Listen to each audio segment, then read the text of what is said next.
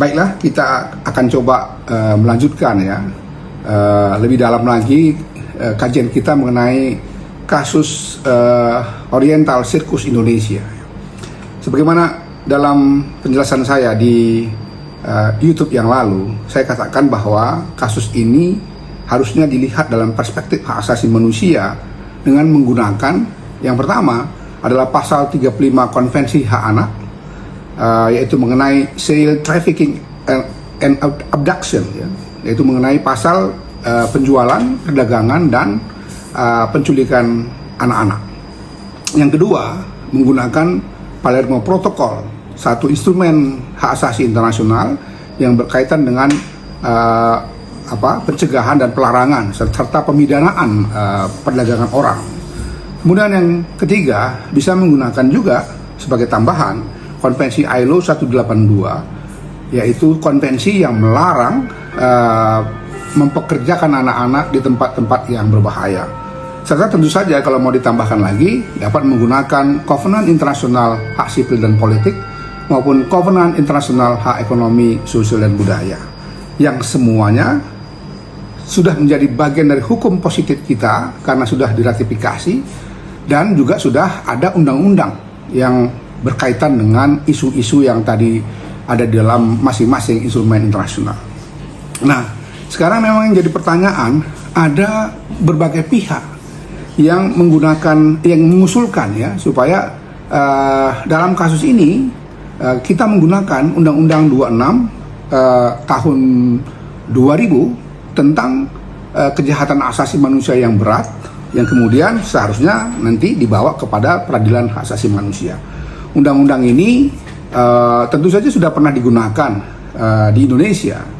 Ada belasan kasus-kasus pelanggaran hak asasi manusia yang berat, sudah diinvestigasi, sudah diselidiki oleh Komnas HAM secara pro justisia dan sudah diserahkan ke Jaksa Agung. Beberapa bahkan sudah diajukan ke Pengadilan Hak Asasi Manusia.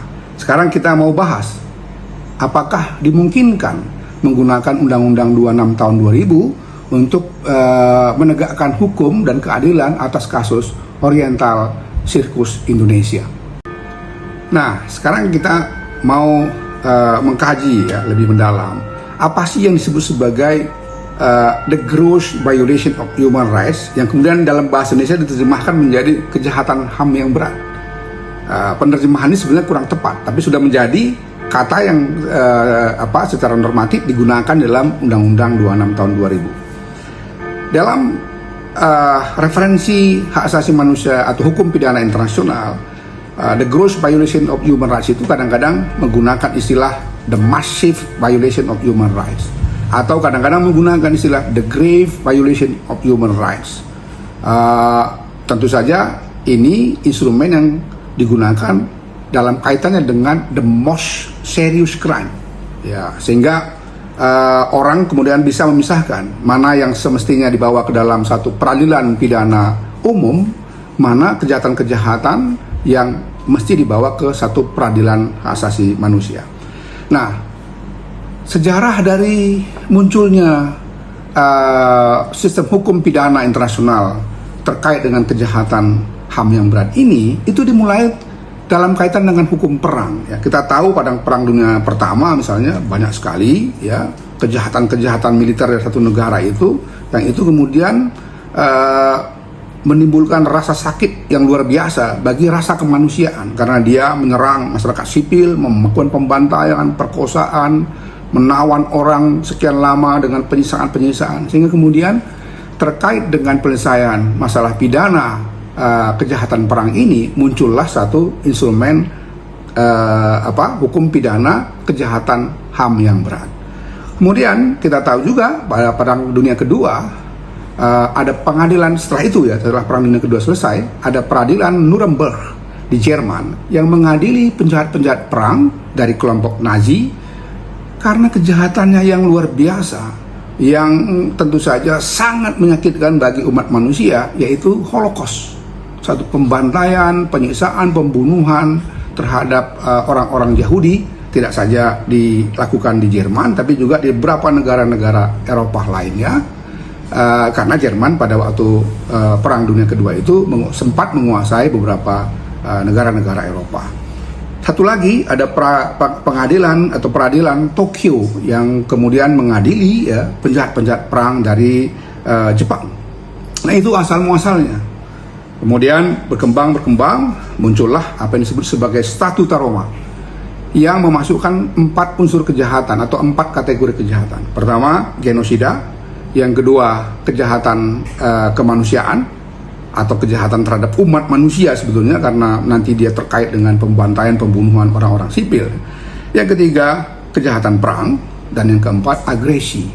Ini diatur di dalam Statuta Roma yang mengindikasikan harus ada 2 elemen kejahatan. Yang pertama unsur masif yang berulang-ulang tentu saja berkali-kali sehingga membentuk satu pattern of crimes ya, satu pola kejahatan. Misalnya satu kelompok militer tertentu atau kelompok bersenjata tertentu, dia melakukan upaya menyerang dengan pola-pola tertentu yang dilakukan di berbagai tempat, kadang-kadang dalam satu periode waktu yang cukup panjang misalnya. Sehingga inilah disebut sebagai unsur atau elemen crimes atau elemen kejahatannya yang disebut masif tadi itu.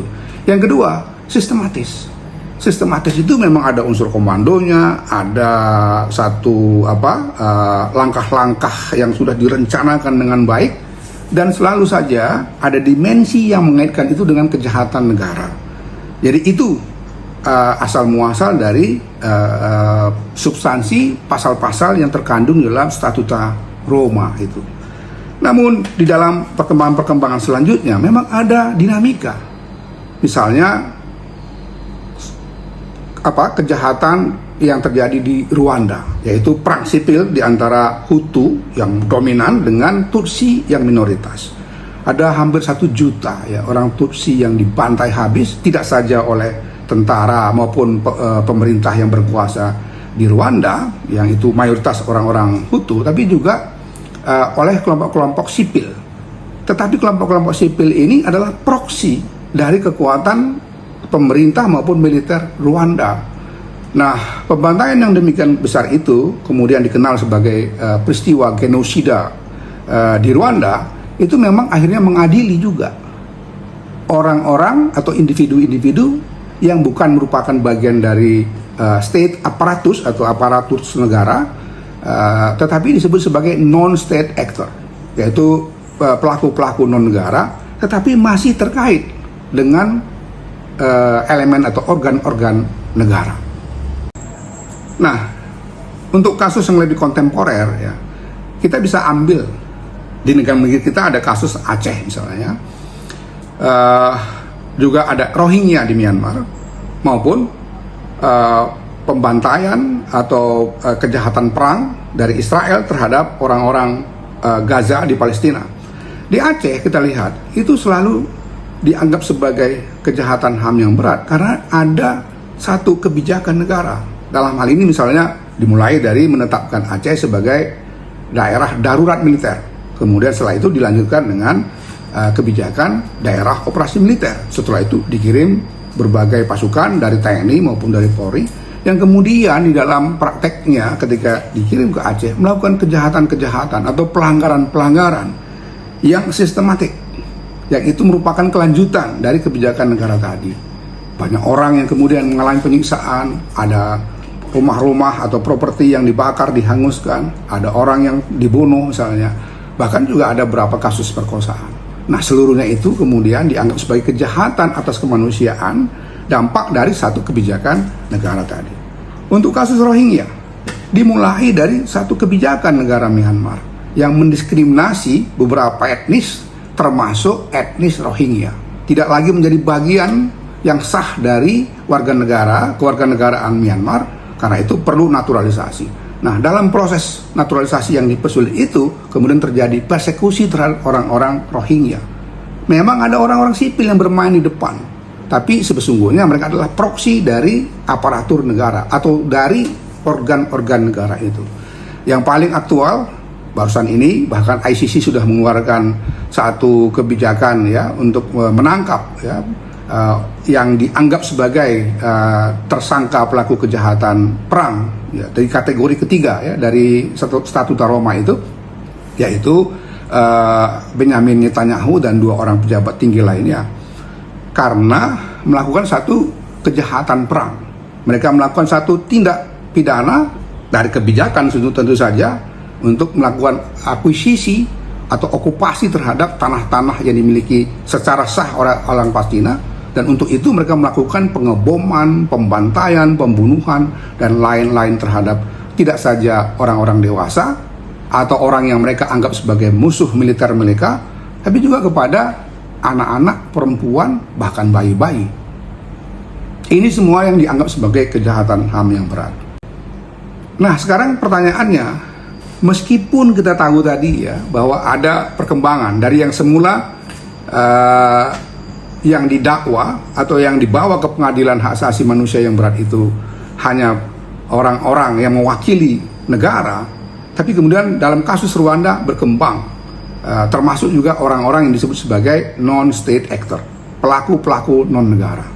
Tapi masih saja selalu ada kaitan dengan organ negara, kaitan dengan satu kebijakan negara di dalam tindakan-tindakan kejahatan itu. Nah, apakah OCI bisa dikaitkan dengan itu? Ini yang harus menjadi perdebatan di kalangan ahli-ahli hukum di Indonesia, terutama hukum hak asasi manusia. Tapi saya perlu mengingatkan ya, ada satu kasus yang menarik di mana waktu kami dulu misalnya memimpin Komnas HAM, dipersoalkan ketika kami mengatakan kasus mutilasi yang terjadi di Papua pada tahun 2022.